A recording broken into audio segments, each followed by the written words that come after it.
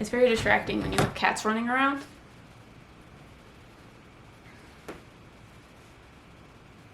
This is tofu.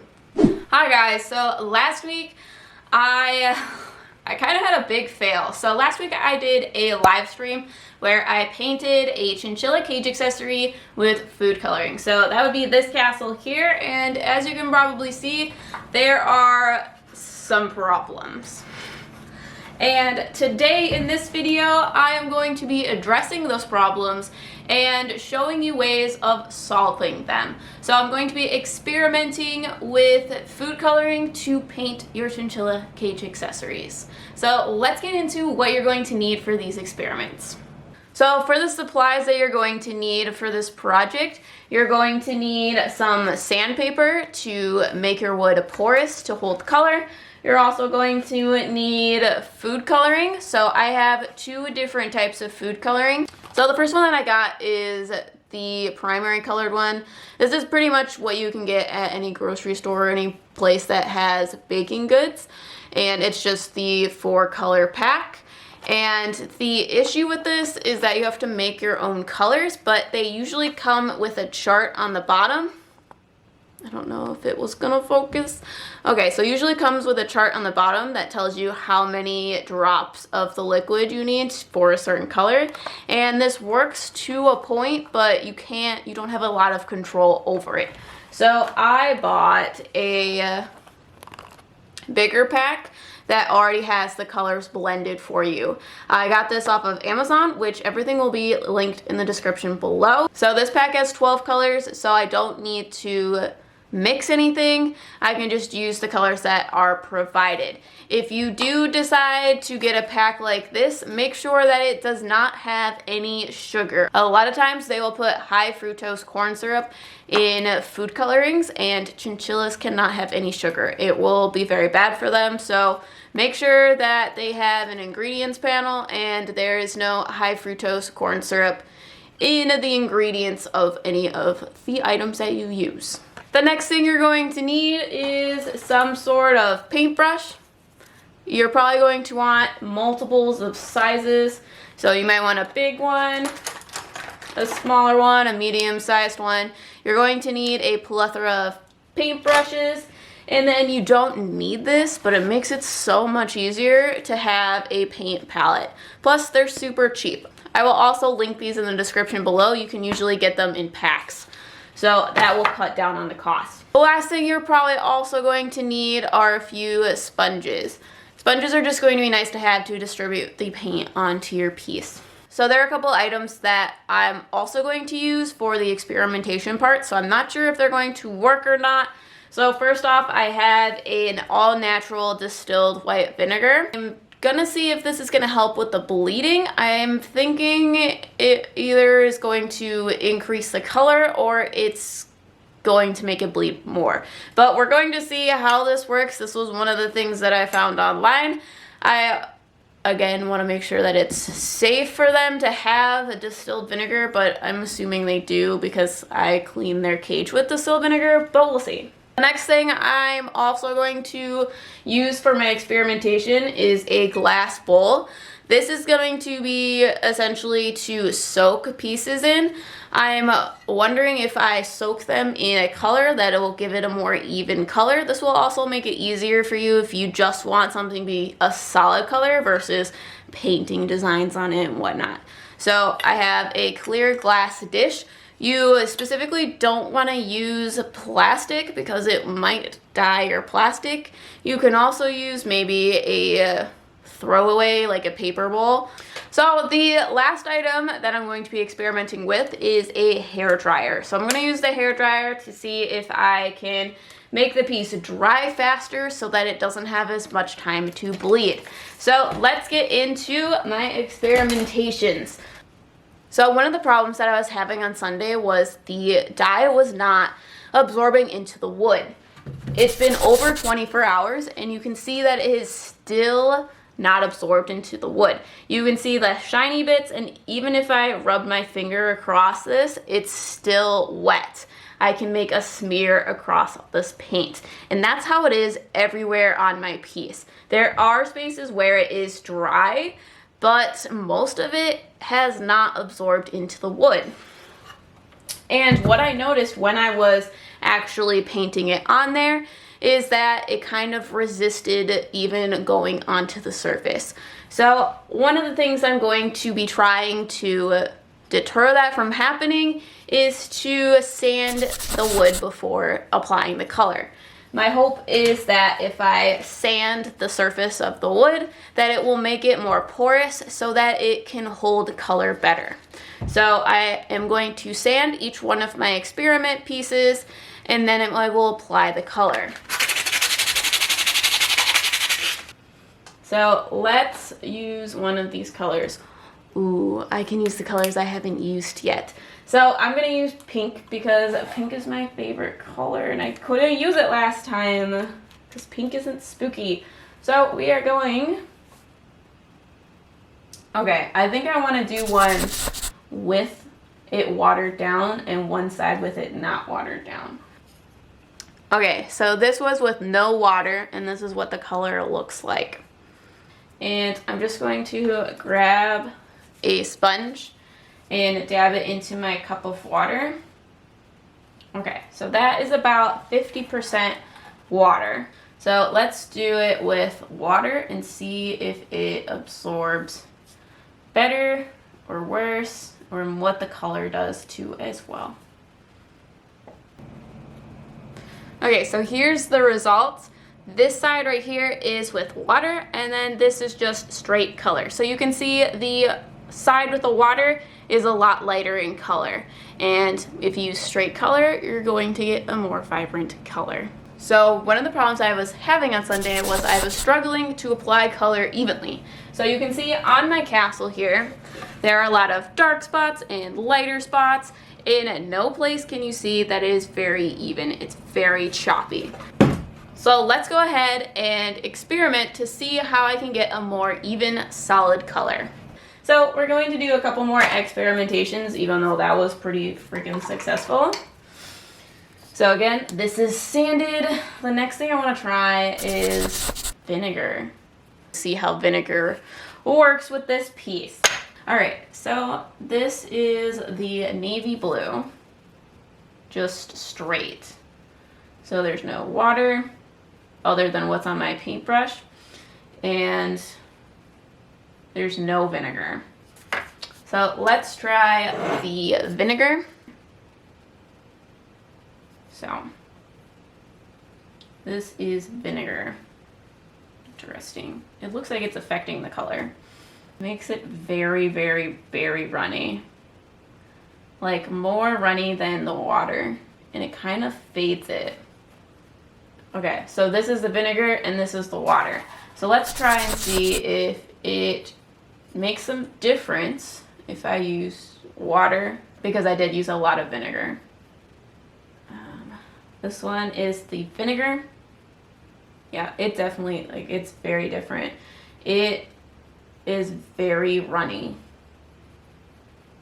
and it makes it lighter for sure. So I would suggest not using vinegar, which is good because I'm not sure if it actually is safe.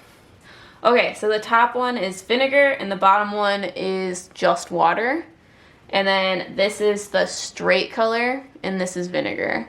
So as you can tell, the vinegar just takes the color away. So I would suggest not using vinegar at all. Okay, so the next thing I want to try is to do a pour. So I'm going to take one of my wood pieces and I'm going to put it in a glass bowl. So I'm going to be pouring it into my metal tray here, which I'm probably going to need to put water in because that's a lot. So I'm going to put quite a bit in here. So this is how much is in there right now, and I'm going to put some water in there as well. So I don't know if you can see this, but so this is what I'm going to be pouring on there. So it is probably twice as much water as there was dye. which I don't know. We're gonna try and see what it's like. So I'm going to just be pouring this directly onto this wood, and we'll see what happens. Well,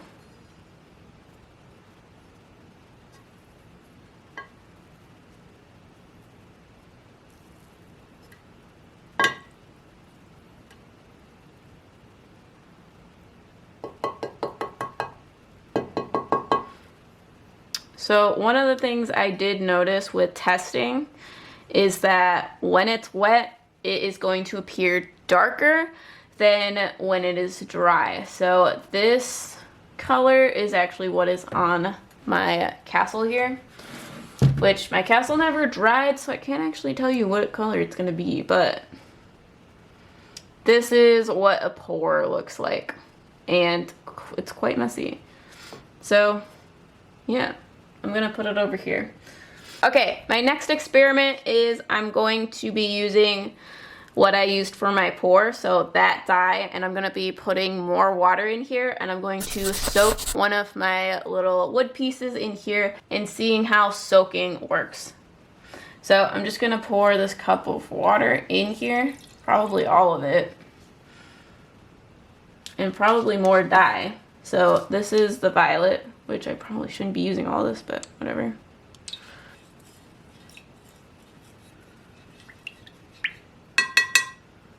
And we will put one in there. I'm kind of deciding, I'm trying to, okay. I'm going to put it halfway in there, just to see if I can do it to the other side, what will happen. So, gonna put that off to the side, and that's just gonna soak until we look at it at the end. And we were gonna go to our soaked piece of wood, which is doing some interesting things. So this is the piece that has been soaking in purple dye. Well, first of all, it has gone up, the dye has gone up to this line up here, which is very strange, but it's very light. So this is actually going to get lighter. I don't even know that it did anything. So you probably have to soak it for a very long time, which I am not about. So this is our soaked one. I might as well just soak the rest of it because I can freaking tell. Anyways, this is the one we poured stuff on. So definitely pretty even. It's probably actually worth doing. So let me see. So this is the one we poured the dye over, and you can see it's a lot more even than this. This has some problems, first of all, but I'm thinking if I redid this, that we would do a lot better if we poured stuff on it. For sure. So the next problem I was having with the food coloring is that it was bleeding into the wood. So anytime I did any intricate work, it just puffed up and got very messy looking. So I'm not sure that I can fully resolve that issue just by the sheer nature of the medium that we're painting with, because food coloring is so watery, it's bound to bleed a little bit in a porous substance like wood. But let's take a look at my castle and see the results. So this is also combined with the fact that it is not dried and is still continuing to bleed into each other. But you can see everywhere, like the line on the window, it's all bled into the colors around it, especially up in this part here. You can see that you can't even tell it's a checker pattern anymore. So we're gonna go through a couple experiments to see if we can deter the bleeding. So I'm gonna do some like crazy design on here so that I know it's not going to screw up any designs you have. So we'll do like my name or initials or something. Okay, so you can see now it is bleeding for sure. I don't know that you can make that stop unless you like put a groove in it or if you burned the wood. But yeah, at least it's absorbing into the wood. Let's try some water. Oh yeah, no, this is definitely bleeding a lot more. You can see this bleeds like almost instantly. Right? Let me see if it will bleed on a color. My theory is if there's already stuff in there, it shouldn't bleed, right? Like, the bleeding has already happened. So as you can see, I don't see any bleeding, which is really nice. Like, let me see. Where is... All right. Can you see the difference? So this one, yeah, so this one on my left was just straight color. And then this side was with water. So with water, it makes it very bleedy. So it is bleeding a little bit, but nowhere near what this was. Okay, another thing I want to see if it affected at all that it was on the color already and was wet. So I have a bowl of water here, and I have another tester, so I'm just going to soak it in here, which now that I'm thinking about it, I guess I don't need to hold it in there for that long. I just need to get it wet, because it needs to be damp. But we're gonna let that dry for a little bit. This is the damp one. So this is the one I dipped in warm water. Let's see if this affects the bleeding or not. So we're gonna use the same color. We're gonna do the same thing. Ooh, wow, okay. It's bleeding a lot. I did the lines just as thin, and they are real fat. You can see it's still dripping down. So don't soak your wood before you do it. That's not a good advice. That's not gonna work. I have one more tester piece. I kind of want to color it and then paint over it. So I think I'm gonna paint this whole thing yellow. And on one side, I'm going to just start painting immediately. And then on the other side, so on this side over, I'm going to paint EM. And then this side over, I'm gonna wait until this is almost dry and then paint EM. And see how that affects it. So we're gonna use this black again. We're gonna do it immediately. So let's do it. So again, I did the lines just as thin, and this is bleeding.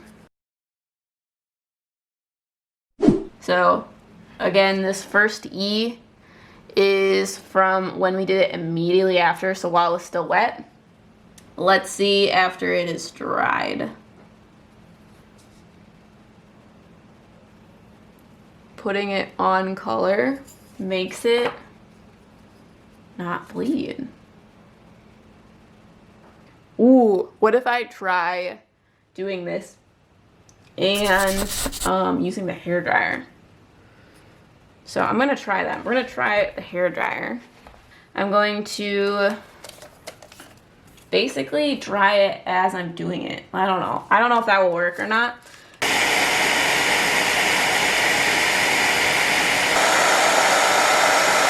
So I used a hairdryer and I think it didn't bleed at all. It looks almost perfect. It's still a little wet, but like, that's good. The other side bled. You can see it bled like a tiny, tiny bit, but this went pretty well. And it seems like the faster it dries, the less chance it has of bleeding. The next thing I want to test is I want to test my hairdryer theory with just wood instead of painting on a color. So let's try that. Okay, so interestingly enough, this one started bleeding. The one on the plain wood started to bleed. So you can tell this one on the color, that was a little bit damp when I started. It did not bleed at all, for the most part. And then this one also I did with the hairdryer, the black, and it's bleeding. Interesting. So my first result is all of my sanded pieces worked out drastically better than my unsanded castle, right? So I would highly suggest that any piece you have, even if you are buying it from someone else, that it is sanded before you start painting on it. It will make it loads easier, and you won't end up like me, who now has to sand off all of the color. Which, if you guys do make a very big error in judgment and have to redo your piece, you can sand it off, which is maybe, I think, what I'm going to do. We'll see how it goes. I'm kind of stressed out about it, so we'll see how that goes. But anyways, if you want a solid color, so on my castle, the purple that you see here, I wanted this to be a solid purple that was a lot more even. So if you want one solid color that can be evenly distributed across your wood, you're going to want to use a pour. So this is my example of the pour. It is very even, except for the more porous areas that are a little bit darker. So I would highly suggest using a pour for large areas that you would want an even color on. Lastly is the bleeding. What I have found is most likely it's going to bleed regardless, but there are ways to deter the bleeding. If you want to do tight, intricate work and you are struggling with your paint bleeding into your piece, I have found that it is beneficial to use a hairdryer while you are working on the piece so that you can dry it as quick as possible so that it does not have time to bleed into the wood. The second thing that I found is if you paint directly onto dried color, that it also helps with holding that color in place. It's kind of like a sticky texture that helps hold the color together. So again, my two best options was to do clean, dry wood that is sanded, or to use a sanded wood with a color on it that is pretty much done drying. So again, these are my two best options. So I have my results. I have experimented through my heart's desire, but I'm still worried that my castle is not going to turn out. So in one of my next videos, I'm either going to do a live stream where I paint this again, so I'll probably delete the first one and then just post this one, because hopefully it'll work out better, and then you guys can see the results. Or I'm going to do a time lapse so that you can watch the total progress and how it turns out in the end. So look out for that video or that live stream. I will update you guys on Instagram which one I will do. So make sure you guys subscribe and hit that notification bell so that you get notified when I post that video. But while you wait, make sure you check out these videos next, and I will see you guys in the next one. Wait guys, before you go, I do have another solution for the bleeding problem, and that is to use soy paint. However, I can't find soy paint anywhere. So if anyone knows where to get soy paint from, or if you know how to make it or something like that, hit me up in the comments so that I can give you guys another video where we do intricate work with soy paint. So make sure you guys like this video, and I will see you guys in the next one.